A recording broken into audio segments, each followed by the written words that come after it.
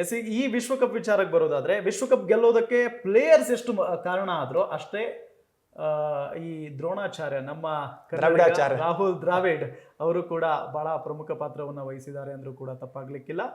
ಇಷ್ಟು ವರ್ಷಗಳ ಕಾಲ ಆ ಕಪ್ಗೆ ಕಾಯ್ತಾ ಇದ್ರಂತೆ ರಾಹುಲ್ ದ್ರಾವಿಡ್ ಅವರು. ಮಗು ತರ ಆ ಕಪ್ಪನ್ನ ಎತ್ತಿ ಸೆಲೆಬ್ರೇಷನ್ ಮಾಡ್ತಾರೆ.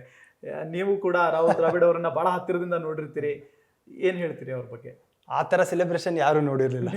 ಟ್ರಾಫಿ ಆಯ್ತು ಅಂದ್ರೆ ಎಷ್ಟೊಂದು ಅವ್ರ ಹತ್ರ ಅದು ವರ್ಲ್ಡ್ ಕಪ್ ಬೇಕಾಗಿತ್ತು, ಆ ಟ್ರಾಫಿ ಅನ್ನೋದು ನನ್ನ ಹೆಸರಲ್ಲಿ ಬೇಕಿತ್ತು ಅಂತ ಎಷ್ಟು ಅವರ ಆ ಸೆಲೆಬ್ರೇಷನ್ ಅಲ್ಲೇ ಗೊತ್ತಾಗ್ತದೆ ಎಷ್ಟು ಡೆಸ್ಪರೇಟ್ ಆಗಿದ್ರು ಅನ್ನೋದು.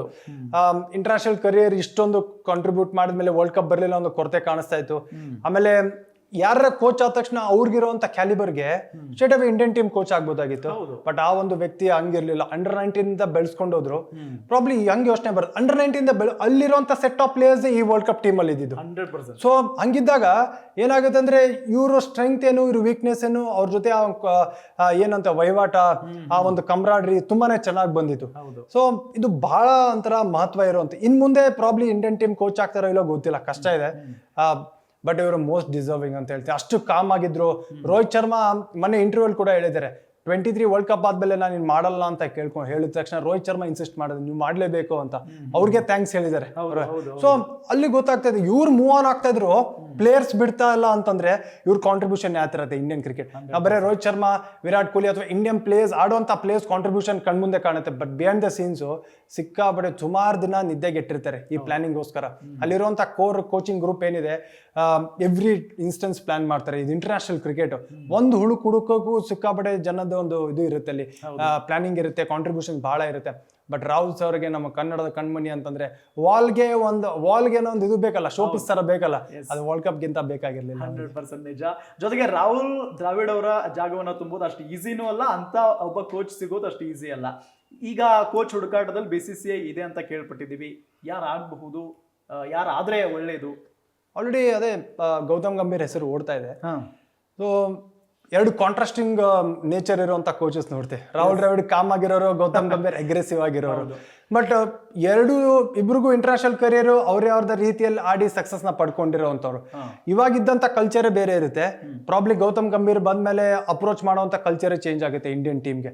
ಬಟ್ ಇನ್ ದಿ ಎಂಡ್ ಇಬ್ರದ್ದು ಗೋಲ್ ಒಂದೇ, ಇಂಡಿಯನ್ ಟೀಮ್ ಆ ಮೇಲೆ ಇರಬೇಕು, ಆ ಸಕ್ಸಸ್ ನ ಕಾಣ್ಬೇಕು ಅನ್ನೋದು. ಬಟ್ ಈ ಕಲ್ಚರ್ ಚೇಂಜ್ ಆದ್ಮೇಲೆ ಪ್ಲೇಯರ್ಸ್ ಹೆಂಗ್ ಅದ್ರ ಜೊತೆಗೆ ಅಡ್ಜಸ್ಟ್ ಆಗ್ತಾರೆ, ಅದು ಮುಖ್ಯ ಇರೋದು. ಸೊ ಗೌತಮ್ ಗಂಭೀರ್ ಹೆಸರು ಓಡ್ತಾ ಇರ್ಬೇಕಾದ್ರೆ ನನ್ನ ಪ್ರಕಾರ ರೈಟ್ ಚಾಯ್ಸ್ ಅನಿಸ್ತದೆ. ಅಂದ್ರೆ ಇವಾಗಿರುವಂತ ಬ್ರ್ಯಾಂಡ್ ಆಫ್ ಕ್ರಿಕೆಟ್ ಹೆಂಗಾಗಿದೆ ಅಂತಂದ್ರೆ ಹೆದರುವಂತ ಇನ್ಸ್ಟೆನ್ಸ್ ಇಲ್ಲ. ಯಾರು ಮುಂದೆ ನುಗ್ಗಿ ನಾನ್ ಗೆಲ್ಲಿಸ್ತೀನಿ ಅಂತ ಇದಾರೋ ಅವತ್ತರ ಪ್ಲೇಯರ್ಸ್ ಗೌತಮ್ ಗಂಭೀರ್ ಅವ್ರಿಗೆ ಇಷ್ಟ ಆಗ್ತಾರೆ. ಸೊ ಆ ತರ ಒಂದು ಟೀಮ್ ಕಡೆಯಿಂದ ಎಕ್ಸ್ಪೆಕ್ಟ್ ಮಾಡ್ತಾರೆ.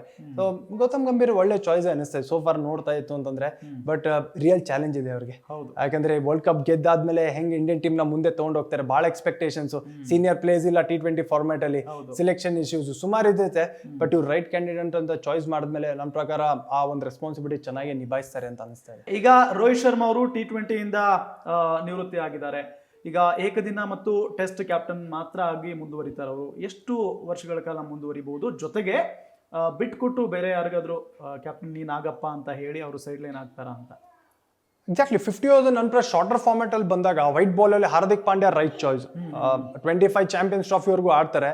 ಬಟ್ ಆಮೇಲೆ ಮುಂದೆ ಅದೇ ಚಾಂಪಿಯನ್ಸ್ ಟ್ರಾಫಿ ಆದ್ಮೇಲೆ ಡಿಸೈಡ್ ಮಾಡ್ತಾರೆ. ಯಾರಿಗೂ ಹಿಂಟಿರ್ಲಿಲ್ಲ, ರೋಹಿತ್ ಶರ್ಮಾ ರಿಟೈರ್ ಆಗ್ತಾರೆ, ವಿರಾಟ್ ಕೊಹ್ಲಿ ರಿಟೈರ್ ಆಗ್ತಾರೆ, ಅವರ ಪರ್ಸನಲ್ ಡಿಸಿಷನ್ ಅದು. ಸೊ ಹಂಗಿದ್ದಾಗ ಇವಾಗಿರುವಂತ ಪರಿಸ್ಥಿತಿ ನೋಡ್ತು ಅಂತಂದ್ರೆ ಒಂದ್ ಸ್ವಲ್ಪ ಪ್ರೋಲಾಂಗ್ ಮಾಡ್ತಾರೆ ಕರಿಯರ್. 25 ಚಾಂಪಿಯನ್ಸ್ ಟ್ರಾಫಿ ಅದಾದ್ಮೇಲೆ ಡಿಸಿಷನ್ ಇಷ್ಟು ಬೇಗ ನಾವು ಜಡ್ಜ್ ಮಾಡೋದು ಅವರ ಇದರಲ್ಲಿ ಕಷ್ಟ. ಅವ್ರು ಏನ್ ಪರ್ಸನಲ್ ಆಗಿ ಯೋಚನೆ ಮಾಡಿರ್ತಾರೋ ನಮಗೂ ಕೂಡ ಗೊತ್ತಿಲ್ಲ ಅದು. ಸೊ ಅವ್ರು ಬಿಟ್ಟಿರುವಂತ ವಿಚಾರ. ಬಟ್ ಸೋ ಫಾರ್ ನೆಕ್ಸ್ಟ್ ಯಾರು ಅಂತ ಆಲ್ರೆಡಿ ಅವ್ರ ಮನಸ್ಸಲ್ಲಿ ಇರುತ್ತೆ, ಹಂಗೆ ಕಮ್ಯುನಿಕೇಟಿವ್ ಮಾಡಿರ್ತಾರೆ. ಸೊ ಇವ್ರ ಜೊತೆ ಆಡಿರೋರೇ ಇರ್ತಾರೆ, ಅದ್ರ ಬಗ್ಗೆ ಡೌಟೇ ಇಲ್ಲ.